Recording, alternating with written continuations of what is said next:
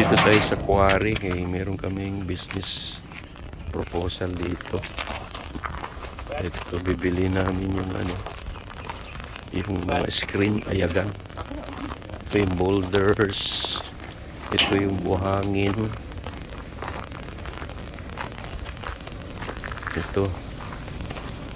So bawat isang dyan truck, may presyo yan, 300 pesos.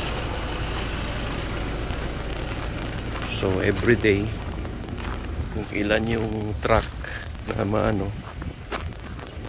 tayong 300 per truck. So sa 20 ka truck, we have 6,000 a day income, but we need to buy this for almost 400,000. Ayagan. So I'm with brother. Yan si Brother Lorgie, si Pastor Lorgie, si Brother Noel. Yan ang mga partner ko. Lahat kami Torah keeper. So nagkakasundo kami, no operation on Sabbath. Nobody works on Sabbath, so that Adonai will bless our business. We need to make money because we want to support the ministry.